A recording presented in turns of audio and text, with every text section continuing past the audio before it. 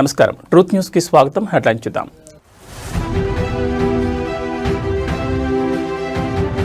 Tech విద్యార్థులతో CM Chandrababu quantum talk. రాష్ట్రంలో ఐటీని promote చేయడంలో సక్సెస్ అయ్యానని వ్యాఖ్య.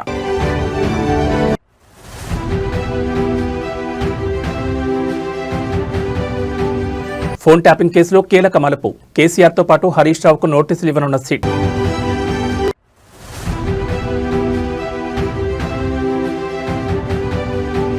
నేడు పులివెందులకు జగన్. ఇవాళ రేపు క్యాంపు కార్యాలయంలో ప్రజా దర్బార్.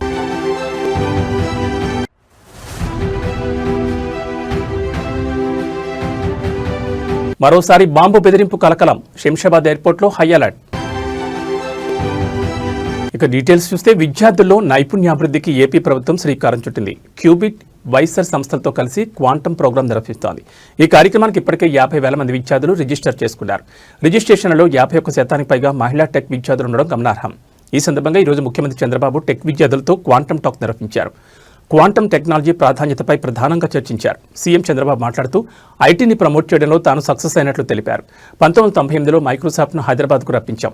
ఇప్పుడు విశాఖకు గూగుల్ సంస్థను తీసుకొచ్చినట్లు వెల్లడించారు. గూగుల్ $15 బిలియన్ పెట్టుబడులను వైజాగ్లో పెట్టనుందన్నారు. ఇక ఏపీ నుంచి ఎవరైనా నోబెల్ ప్రైజ్ సాధిస్తే 100 కోట్లు ఇస్తామని గతంలో ప్రకటించాం. క్వాంటమ్ టెక్నాలజీ ద్వారా దీన్ని ఎవరైనా అందిపుచ్చుకుంటే వారికి 100 కోట్లు ఇస్తామన్నారు. వ్యక్తిగత ఔషధాలు, ప్రివెంటివ్, క్యూరేటివ్ హెల్త్ను క్వాంటమ్ అప్లికేషన్ ద్వారా అందించే అవకాశం ఉంటుంది. సామర్థ్యాలు, వేగం, ఖచ్చితత్వం లాంటివి క్వాంటమ్ టెక్నాలజీ ద్వారా సాధించే అవకాశం ఉంటుందని చంద్రబాబు అన్నారు. ఈరోజు ఆంధ్రప్రదేశ్లో ఉండే యువతంతా కూడా లైన్లో ఉన్నారు, స్టూడెంట్స్ అంతా ఉన్నారు. Wonderful experience. అందరికీ స్వాగతం, సుస్వాగతం, welcome for all of you. Now I wanted to give my vision.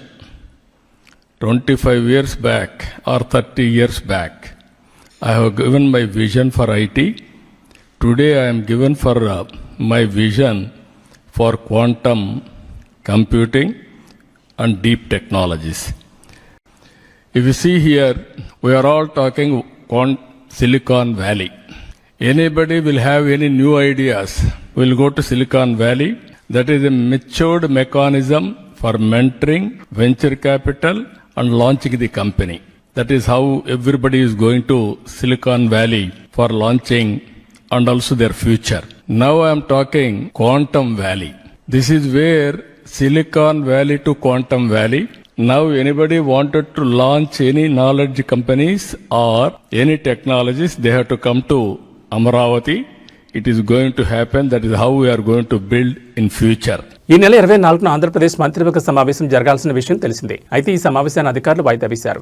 వాస్తవానికి ఈ నెల 24న జరగాల్సిన ఈ భేటీని కొన్ని అనివార్య కారణాల వల్ల ఈ నెల 29వ తేదీకి మారుస్తూ ప్రభుత్వం నిర్ణయం తీసుకుంది. క్రిస్మస్ పండుగ వేడుకల నేపథ్యంలో మంత్రులు, ప్రజాప్రతినిధులు తమ నియోజకవర్గాల్లో పర్యటించాల్సి ఉండడంతో ప్రభుత్వం ఈ మార్పు చేసినట్టు తెలుస్తోంది. ఈ మేరకు ప్రభుత్వ ప్రధాన కార్యదర్శి విజయానంద్ అధికారికంగా ఉత్తర్వులు జారీ చేశారు. ఈ నెల 29న జరగబోయే ఈ సమావేశంలో రాష్ట్రానికి సంబంధించిన పలు కీలక అంశాలపై చర్చించి నిర్ణయాలు తీసుకోనున్నట్లు ప్రభుత్వం స్పష్టం చేసింది. ముఖ్యంగా కొత్తగా అమల్లోకి రానున్న సంక్షేమ పథకాలు, పరిశ్రమల స్థాపన, పాలనాపరమైన కీలక మార్పులపై ఈ కేబినెట్ భేటీలో ముందడుగు పడే అవకాశం ఉంది. 24వ తేదీన జరగాల్సిన సమావేశం మాత్రమే వాయిదా పడిందని, 29న యథావిధిగా కేబినెట్ సమావేశం నిర్వహిస్తామని ప్రభుత్వం తన ఉత్తర్వులో పేర్కొంది.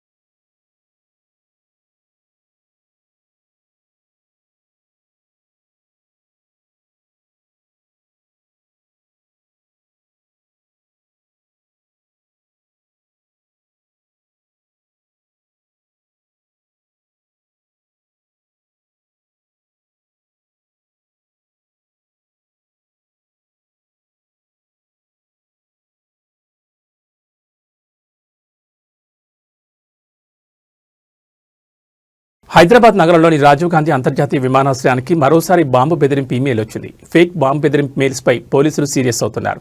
ఈ ఏడాది ఒక్క శంషాబాద్ ఎయిర్పోర్ట్కి 28 బాంబు బెదిరింపులు మెయిల్స్ వచ్చినట్లు పేర్కొన్నారు. అన్ని చెకింగ్ చేశాక ఫేక్ మెయిల్స్గా భద్రతా సిబ్బంది నిర్ధారించింది. ఇప్పటికే బాంబు బెదిరింపులపై ఆర్జీఐఏ పోలీస్ స్టేషన్లో 28 కేసులు నమోదయ్యాయి. ఇక ఈ కేసులపై ఆర్జీఐఏ పోలీసులు లోతుగా దర్యాప్తు చేసేందుకు నిర్ణయం తీసుకున్నారు. వీటిని సైబర్ క్రైమ్ పోలీస్ స్టేషన్కు బదిలీ చేయాలని యోచిస్తున్నారు. డార్క్ వెబ్ ఉపయోగించి ఫేక్ మెయిల్స్ ను కేటకాలు పంపిస్తున్నట్లు గుర్తించారు. దీంతో సైబర్ క్రైమ్ పోలీసులకు ఫేక్ బాంబు బెదిరింపు కేసులు బదిలీ చేయనున్నట్టు తెలుస్తోంది.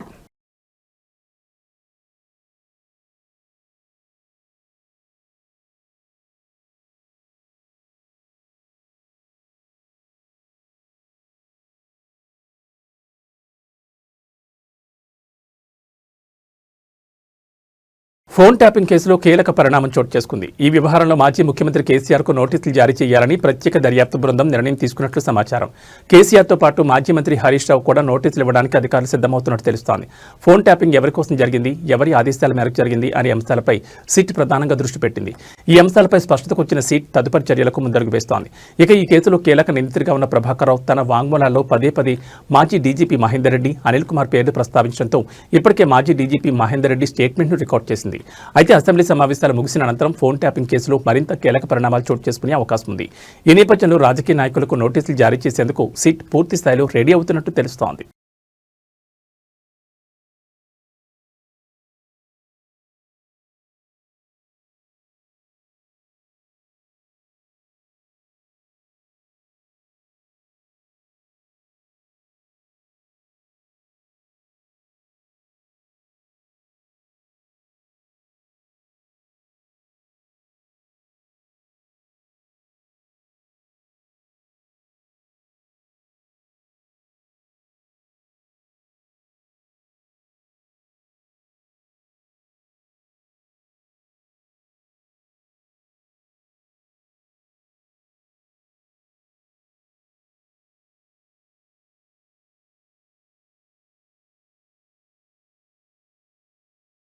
వైసీపీ అధినేత ఆంధ్రప్రదేశ్ మాజీ ముఖ్యమంత్రి వైఎస్ జగన్మోహన్ రెడ్డి నేటి నుంచి 3 రోజుల పాటు తన సొంత నియోజకవర్గం పులివెందులలో పర్యటించనున్నారు.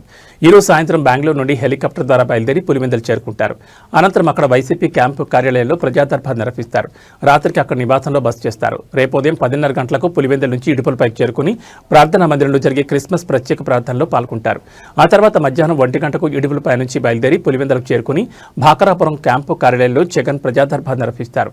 స్థానికుల నుంచి సమస్యలు తీసుకుని వినతులు స్వీకరిస్తారు. రాత్రికి అక్కడ నివాసంలో బస చేస్తారు. గురువారం ఉదయం 8:30 గంటలకు క్రిస్మస్ సందర్భంగా సిఎస్ఐ చర్చలు జరిగే వేడుకల్లో పాల్గొనున్నారు. అనంతరం అక్కడి నుంచి బయలుదేరి 10:20 పులివెందుల భాకరాపురంలోని హెలీప్యాడ్ వద్దకు చేరుకుంటారు. ఉదయం 10:30 గంటలకు హెలికాప్టర్లో బెంగళూరుకు బయలుదేరి వెళ్తారు.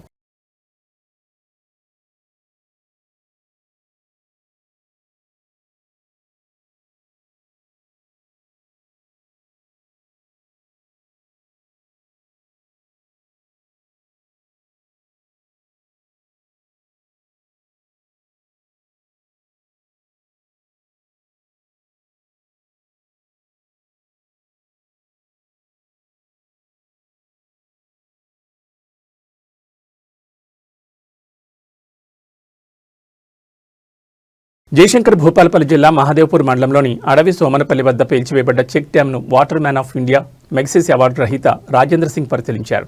ఈ సందర్భంగా డ్యాం ధ్వంసమైన తీరును చూసి ఆయన దిగ్భ్రాంతి వ్యక్తం చేశారు. చెక్ డ్యాం పరిసరాలను క్షుణ్ణంగా పరిశీలించిన అనంతరం ఆయన మీడియాతో మాట్లాడుతూ, సాధారణంగా వర్షాకాలంలో భారీ వరదలు వచ్చినప్పుడు డ్యాములు దెబ్బతినడం చూస్తూ ఉంటాం. కానీ అసలు వర్షాలే లేని డిసెంబర్ నెలలో డ్యాం కూలిపోవడం నేను ఇప్పుడే చూస్తున్నాను.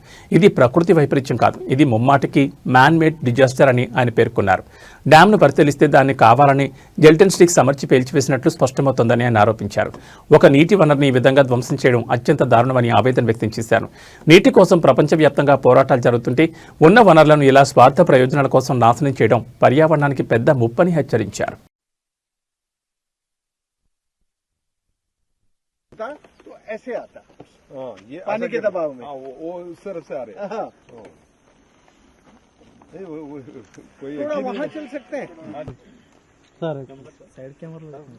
अभी मैं अशोक लालच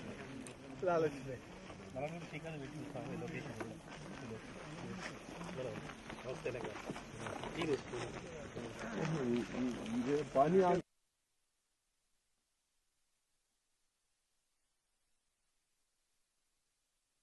में कभी बैराज या डैम नहीं टूटता।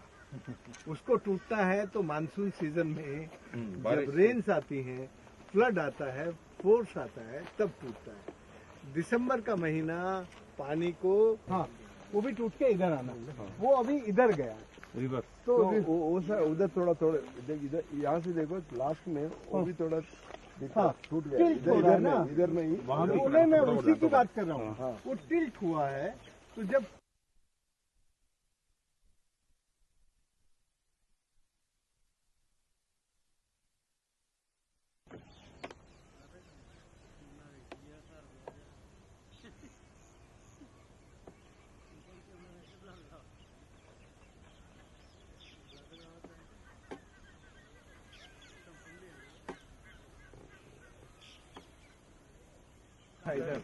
ये उसका एप्रिल है और वो उसका बेस है उस साइड में।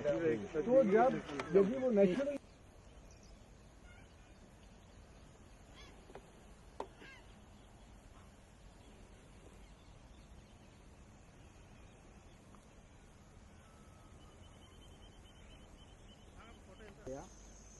మా కిందకెళ్ళి కూడా అట్లా ఈయన చదువుతారట ఈయన రాను కింద దిగాలి మనకి సైడ్ నుంచి కొట్టచ్చు కానీ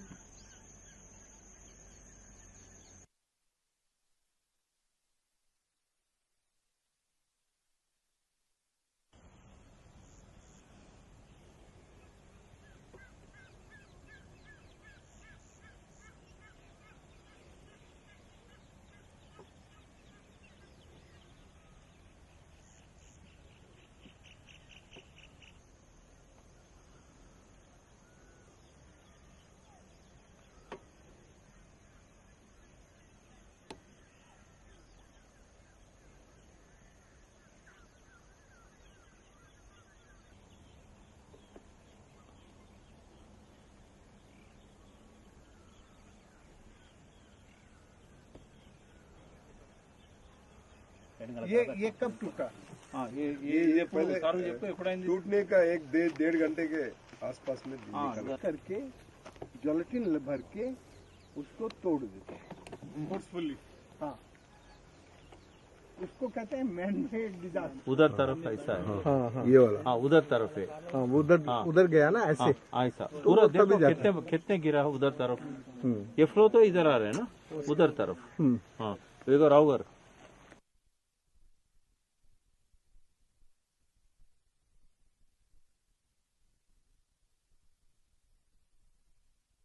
శ్రీ సత్యసాయి జిల్లా హిందూపురం నియోజకవర్గంలో రాజకీయ సెగలు రాజుకున్నాయి. టీడీపీ ఎమ్మెల్యే నందమూరి బాలకృష్ణ ప్రాతినిధ్యం వహిస్తున్న లేపాక్షి మండలంలోని మామిడి మాకులపల్లి గ్రామంలో మాజీ ముఖ్యమంత్రి వైఎస్ జగన్మోహన్ రెడ్డి ఫ్లెక్సీల దహనం తీవ్ర కలకలం రేపింది. వైఎస్ జగన్మోహన్ రెడ్డి పుట్టినరోజు వేడుకల సందర్భంగా వైఎస్ఆర్ కాంగ్రెస్ పార్టీ నాయకులు గ్రామంలో భారీ ఫ్లెక్సీలను ఏర్పాటు చేశారు. అయితే సోమవారం అర్ధరాత్రి ఎవరూ లేని సమయం చూసి స్థానిక టీడీపీ నాయకురాలు నారాయణమ్మ ఆ ఫ్లెక్సీలకు నిప్పిపెట్టారు. అర్ధరాత్రి సమయంలో రహస్యంగా వచ్చిన నారాయణమ్మ ఫ్లెక్సీలను తగలబెడుతున్న దృశ్యాలు బయటకు రావడంతో విషయం వెలుగులోకి వచ్చింది. ఈ ఘటనతో గ్రామంలో ఒక్కసారిగా ఉద్రిక్త వాతావరణం నెలకొంది. రాజకీయ ప్రత్యర్థుల ఫ్లెక్సీలను తగలబెట్టడంపై వైసీపీ శ్రేణులు తీవ్ర ఆగ్రహం వ్యక్తం చేస్తున్నాయి.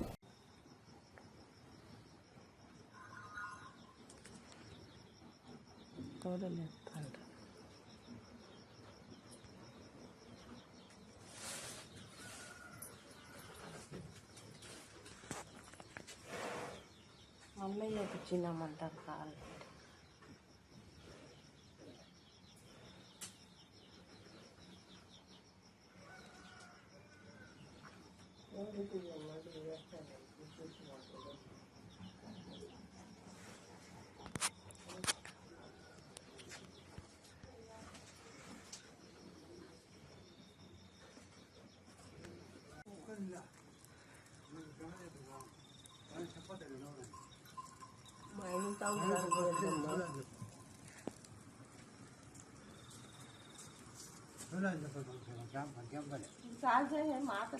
నీకేం తెలుస్తుంది తిట్టుకుంటారు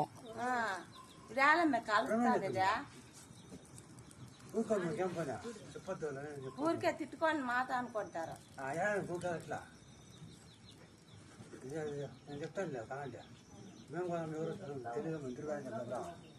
ఊరికే సాపించుకుంటారు తిట్టుకొని వెళ్ళి అంటే మనం ఎదురుగా ఉండేవాళ్ళు ఎట్లుంటాము? ఊరికే రామాన్ని సర్పంచ్ విజయోత్సవ ర్యాలీలో తీవ్ర విషాదం చోటు చేసుకున్న ఘటన వికారాబాద్ జిల్లాలో సోమవారం అర్ధరాత్రి చోటు చేసుకుంది. వివరాల్లోకి వెళ్తే పోడూరు మండల పరిధిలోని రాకంచెర్ల గ్రామ పంచాయతీ ఎన్నికల్లో సర్పంచ్గా కమలీబాయి విజయం సాధించింది. దీంతో ఆమె అనుచరులు మద్దతుదారులు సోమవారం రాత్రి పోలీసుల నుంచి ఎలాంటి అనుమతి లేకుండా భారీ డీజే సౌండ్తో విజయోత్సవ ర్యాలీ నిర్వహించారు. ఈ క్రమంలోనే సర్పంచ్ కారు 7 ఏళ్ల చిన్నారి కుర్వా సౌజన్యపైకి ఎక్కేసింది. ఈ దుర్ఘటనలో సౌజన్యకు తీవ్ర గాయాలు కాగా ఆ కొండబార సమీపంలోని ప్రభుత్వ ఆసుపత్రికి తరలిస్తుండగా మార్గమధ్యంలోనే ప్రాణాలు కోల్పోయింది. దీంతో ఆసుపత్రి ఎదుట బాధిత కుటుంబ సభ్యుల ఆందోళన దిగ్గా ఘటనా స్థలానికి చేరుకున్న పోలీసులు పరిస్థితిని సద్దుమణిగేలా చేశారు. ఈ మేరకు కేసు నమోదు చేసుకుని దర్యాప్తు చేపడుతున్నారు.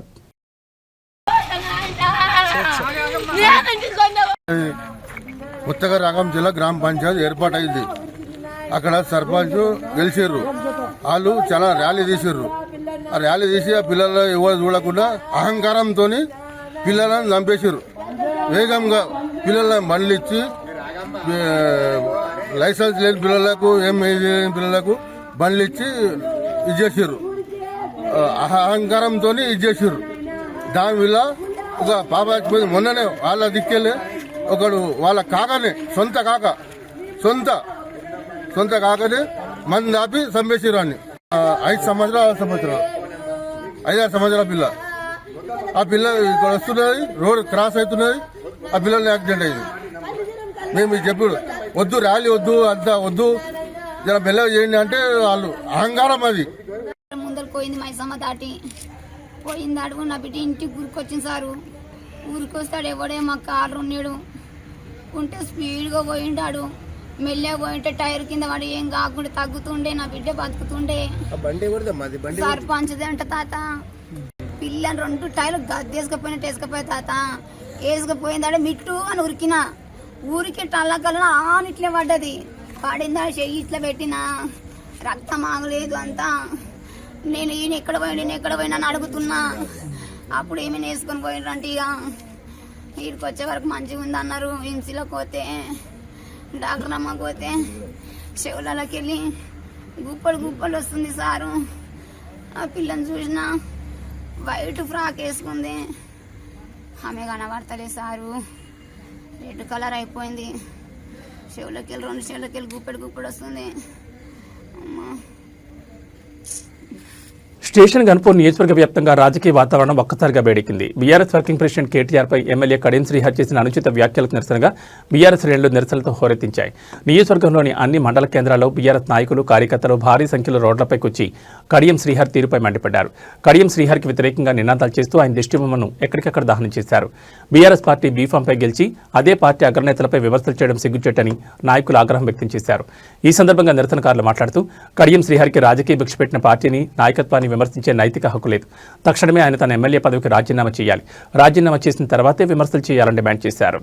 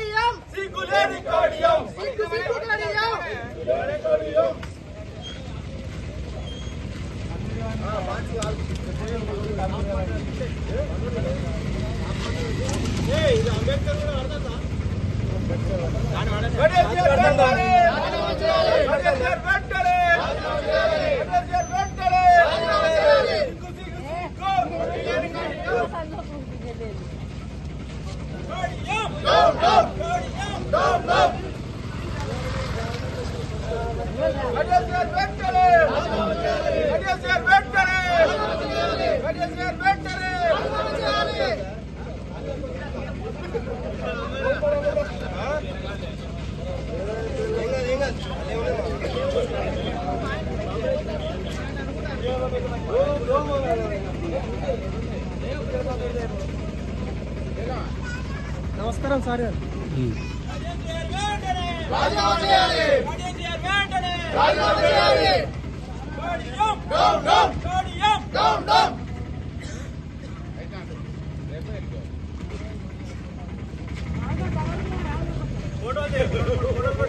నిత్యం రద్దీగా ఉండే హైదరాబాద్ విజయవాడ జాతీయ రహదారిపై హయత్ నగర్ వాసులు మెరుపు ఆందోళన దిగారు. ఇటీవల రోడ్డు విస్తరణలో భాగంగా అడ్డగోలుగా పనులు చేపడుతున్నారని, ఫలితంగా చాలా మంది రోడ్డు దాటుతూ ప్రాణాలు కోల్పోతున్నారని తీవ్ర ఆగ్రహం వ్యక్తం చేశారు. ఈ విషయంలో వెంటనే ప్రభుత్వం స్పందించి హైదరాబాద్ విజయవాడ హైవేపై హయత్ నగర్ పరిధిలో పలు చోట్ల ఫుట్ ఓవర్ బ్రిడ్జ్లను యుద్ధ ప్రాతిపదికన వెంటనే నిర్మించాలని డిమాండ్ చేశారు. అయితే ఆందోళనలో స్థానిక కార్పొరేటర్లతో పాటు జాతీయ రహదారికి ఇరువైపులా ఉన్న కాలనీ వాసులు పెద్ద ఎత్తున పాల్గొన్నారు. ఈ అనూహ్య పరిణామంతో హైదరాబాద్ విజయవాడ హైవేపై భారీగా ట్రాఫిక్ జామ్ అయింది. స్పాట్ చేరుకున్న పోలీసులు ఆందోళనకారులను అక్కడి నుంచి పంపించి ట్రాఫిక్ ను క్లియర్ చేస్తున్నారు.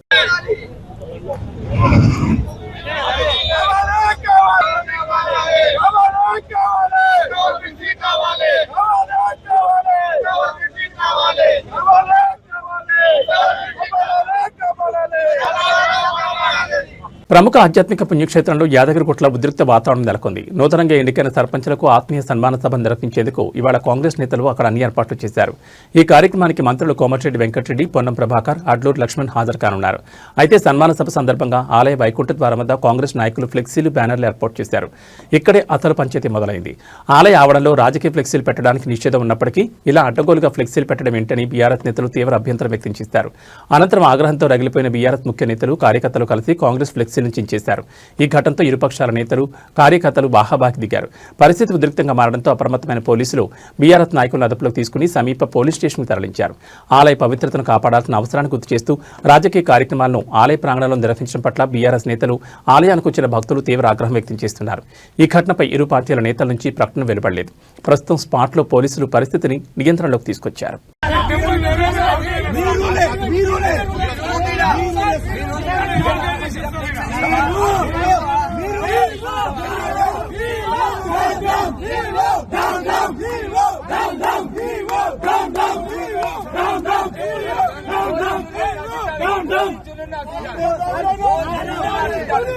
ఇవి ఈ బులెటిన్ విశేషాలు. మరో బులెటిన్లో మళ్ళీ కలుసుకుందాం. నమస్కారం.